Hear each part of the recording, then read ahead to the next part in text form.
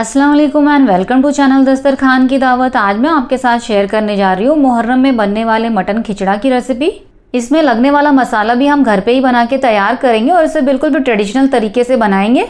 और इसमें लगने वाले सारे इंग्रेडिएंट्स को हमने बिल्कुल भी परफेक्ट मेजरमेंट से दिखाया है, जिससे कि अगर आप बिगनर हैं तो भी आप इसे बहुत ही आसानी से बना सकेंगे। तो चलिए देख लेते हैं हमने इस मज़ेदार से मटन खिचड़ा को कैसे बनाया। मटन खिचड़ा बनाने के लिए सबसे पहले हम गेहूं और दालों को भिगा लेते हैं। तो यहाँ पर हमने 1 कप गेहूं लिया है, आधा कप चना दाल लिया है।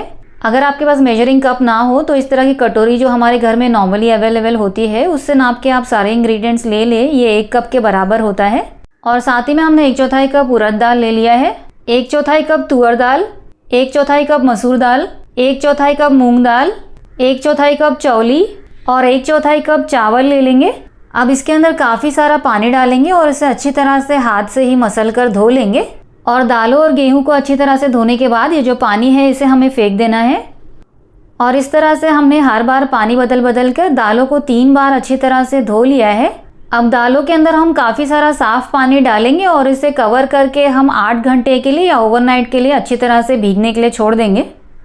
तो दालों को हमने ओवरनाइट के लिए भीगने के लिए छोड़ दिया था और ये नेक्स्ट डे मॉर्निंग बहुत अच्छी तरह से फूल चुकी हैं। तो अब इसके अंदर का जो पानी है इसे हम फेंक देंगे।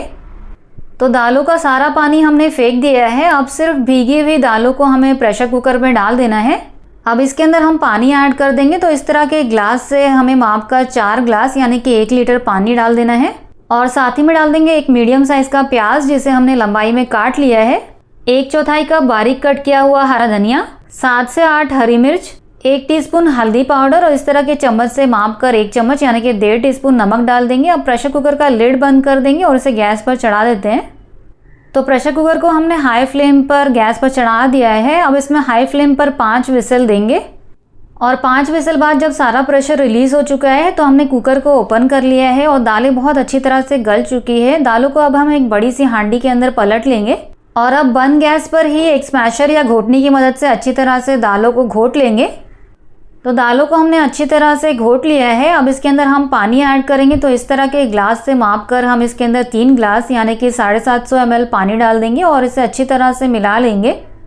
तो दालों में हमने पानी डालकर अच्छी तरह से मिला लिया है। अब इसे कवर करके साइड में रख देते हैं और खिचड़े में लगने वाला मसाला तैयार कर लेते हैं।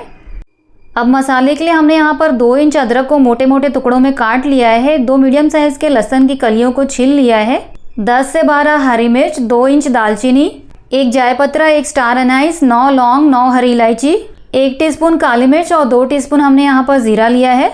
और यहाँ पर हमने 3 मीडियम साइज के टमाटर लिए हैं जिसे हमने मोटे मोटे टुकड़ों में काट लिया है क्योंकि इसे भी हम मसालों के साथ ग्राइंड करेंगे।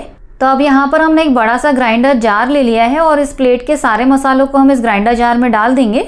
साथ ही में डाल देंगे 3 टमाटर जिसे हमने मोटे मोटे टुकड़ों में काट लिया था। और अब इसमें 1/4 कप पानी डाल देंगे और इसे अच्छी तरह से बारीक पीस लेंगे।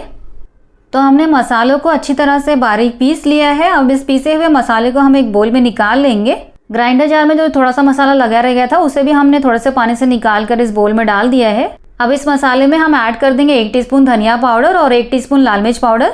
और यहाँ पर हमने एक प्याज ले लिया है जिसे हमने लंबाई में काट लिया है। अब प्रेशर कुकर में हमने आधा कप ऑयल को अच्छी तरह से गर्म कर लिया है। अब इसके अंदर हम प्याज डाल देंगे और इसे हाई फ्लेम पर थोड़ी थोड़ी देर पर चलाते हुए प्याज को अच्छी तरह से गोल्डन ब्राउन होने तक फ्राई कर लेंगे। थोड़ी देर बाद प्याज अच्छी तरह से गोल्डन ब्राउन हो चुका है। तो यहाँ पर हमने 1 किलो मटन विद बोन्स लिया है और इसे अच्छी तरह से हमने 3 बार पानी बदल बदल कर धो लिया है। अब ये सारा मटन हम इस प्रेशर कुकर में डाल देंगे। साथ ही में डाल देंगे 1 टीस्पून नमक और आधा टीस्पून हल्दी पाउडर। और अब मटन को हाई फ्लेम पर लगातार चलाते हुए 10 मिनट के लिए भून लेंगे। मटन को हमने हाई फ्लेम पर 10 मिनट के लिए भून लिया है। अब इसके अंदर हम तैयार किया हुआ मसाला डाल देंगे। बोल में जो थोड़ा सा मसाला लगा रह गया था उसे भी हमने थोड़ा सा पानी से निकाल कर प्रेशर कुकर में डाल दिया है। और अब इसे मीडियम फ्लेम पर कवर करके थोड़ी थोड़ी देर पर चलाते हुए 15 मिनट या मसाला अच्छी तरह से तेल छोड़ने तक भून लेंगे। तो 15 मिनट बाद मसाला अच्छी तरह से तेल छोड़ दिया है। मसाला बहुत अच्छी तरह से भुन चुका है। तो अब इसे एक बार अच्छी तरह से चला लेंगे। और अब इसमें हम 250 ml के ग्लास से माप कर 2.5 ग्लास पानी ऐड कर देंगे।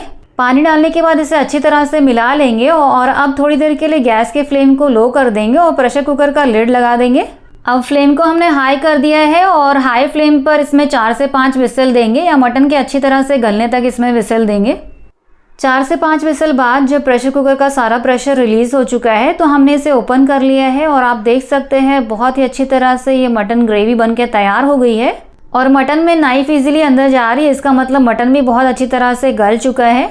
मटन बहुत अच्छी तरह से तरी छोड़ दिया है, यानी कि इसका रोगन बहुत अच्छी तरह से ऊपर आ गया है। तो इस रोगन में से हम 5 टेबलस्पून रोगन अलग निकाल के रख देंगे गार्निशिंग के लिए। तो 5 टेबलस्पून रोगन हमने अलग निकाल लिया है और बाकी का रोगन हमने ग्रेवी में ही रहने दिया है। अब दाल को हमने हाई फ्लेम पर गैस पर चढ़ा दिया है और इसके अंदर मटन ग्रेवी को पलट लिया है और इसे अच्छी तरह से हाई फ्लेम पर ही मिला लेंगे। तो हमने इसे अच्छी तरह से मिला लिया है। अब हाई फ्लेम पर थोड़ी थोड़ी देर पर चलाते हुए इसे 5 मिनट के लिए उबाल लेंगे।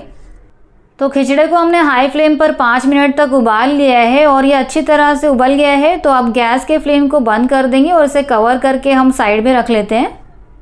अब तड़के के लिए हमने 1/4 कप ऑयल को अच्छी तरह से गर्म कर लिया है और यहाँ पर हमने 3 प्याज को लंबाई में काट लिया है। अब प्याज को इस गरम ऑयल के अंदर डाल देंगे और इसे हाई फ्लेम पर थोड़ी थोड़ी देर पर चलाते हुए प्याज को अच्छी तरह से गोल्डन ब्राउन होने तक फ्राई कर लेंगे। तो प्याज अब अच्छी तरह से गोल्डन ब्राउन फ्राई हो चुका है, तड़का बिल्कुल तैयार है। चलिए अब इसे खिचड़े के ऊपर डाल देते हैं।